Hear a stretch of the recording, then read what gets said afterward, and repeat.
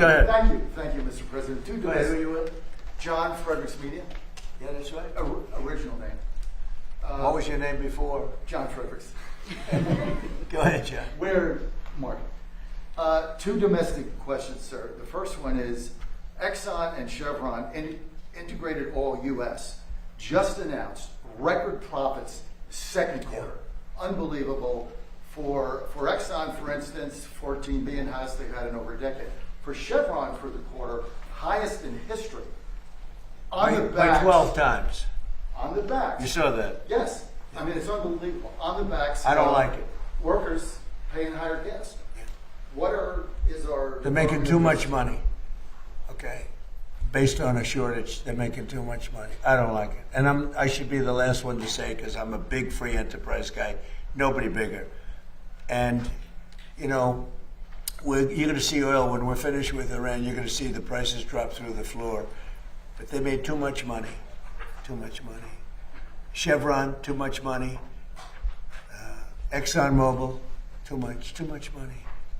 When you look at one company where they made 12 times what they made the year before, they're going to give some of that back to the public.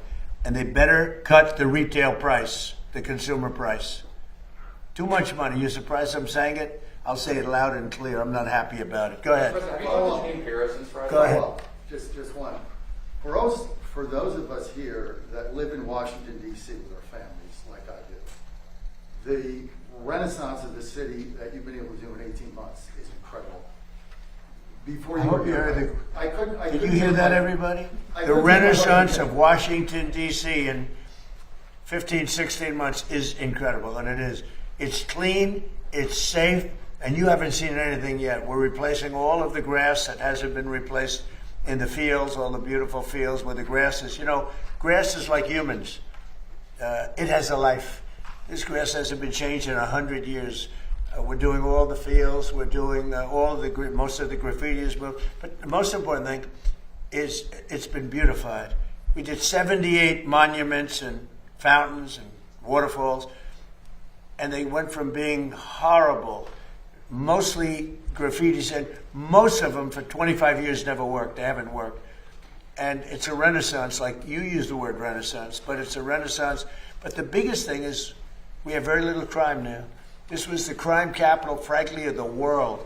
It was the most unsafe capital of any country in the world. Now it's one of the safest, and it's one of the safest places in the United States. And people are coming down. You see it, the tourism in Washington, everyone's safe now. Nobody's getting mugged, shot. We used to lose 3 people a week. Death. That's the least, it's 3 people in terms of death. 150 people a year were killed. They come down from Iowa, they come from Indiana. Mom, I'm looking at the Washington Monument. And they end up getting killed. We call their parents, I'm sorry. Doesn't happen anymore. We don't have that anymore. We're rough, but we don't have that anymore. Our military has been unbelievable, and they work very well with the D.C. police, but our military came in, the general, people that we know so well, General, right? They don't play games, and we got the gangs out. We removed almost 5,000 people who were career criminals, who came in with Biden with the open borders, a lot of them, and they're no longer here. We sent them back to their countries. You've got to say, have you ever seen such a transformation? It's unbelievable if you live here. It's just, you don't want to go back. And now you can walk to work, you can walk to the White House. The people in the White House, they tell me, sir, thank you. They're thanking me all the time. They used to have to take Uber, and the Uber would be robbed, okay? They weren't even safe. They'd go to a restaurant, and they'd feel safe at a restaurant, and then the restaurant would be robbed. Do you know the restaurants were all closing? And now you can't, if you're a restaurateur, you can't get a restaurant. You literally can't. The restaurants are booming. Crime is down 92%, maybe more. I want to get it down 100%. You know, the greatest statistic, though, that you have is that 2% of the people create 91% of the crime. You can really handle that. And we moved almost 5,000 people out. They're criminals, career criminals. We moved that, or in some cases they're in jail. In some cases, they were so bad, they came in through Biden. They're so bad, we don't want to move them out. We want to put them in jails because we're afraid they're going to come back in somehow. So I appreciate you saying that. Would you consider going to Congress if they come in and try to roll it back, the new Democratic mayor? And you had a mayor who's, I guess she's a communist. I mean, she says she's a socialist, but I guess she's a communist based on what she says. But I have not met her yet. I look forward to meeting her. Would I federalize? Basically, you're saying federalize DC. Yeah, well, I'm allowed to do that. Would I do it? If they want to, we took something that was in deep trouble. It was a graffiti-filled, crime-filled mess. We turned it into Shangri-La. We turned it into a great place. Look outside. Look what's happening. Look at the beautiful ballroom and military center. It's a military center, much more than, we have a drone port on top. Look at the grass in front of the White House being all replaced with the top stuff. The parks are all being replaced. It starts very soon, actually. We'll do one at a time. It's about 700 acres of parks. They're all going to have brand new, the best grass you can get. Scots. You know Scots? Scots Miracle Grow. They're doing it. They do great grass. What can I tell you? I got to give them a plug because they did the White House for free. Sir, a friend of mine, a guy that, he's terrific. We'd like to give you new grass at the White House. I said, I'll take it. How much? He said, free. I'll take it. One of those things. Thank you. Thank you very much. Mr. President, this is at least the fifth time you've turned off airstrikes against Iran since April to negotiate. What is your message to the American people who are wondering what has changed this time? Why should it be any different? Well, you don't know. I don't know. I think we're going to maybe get something, but I want to give them every last chance before decapitation. It's very tough to do what we have planned, still planned. We'll see what happens. But it's a very, very tough thing to do.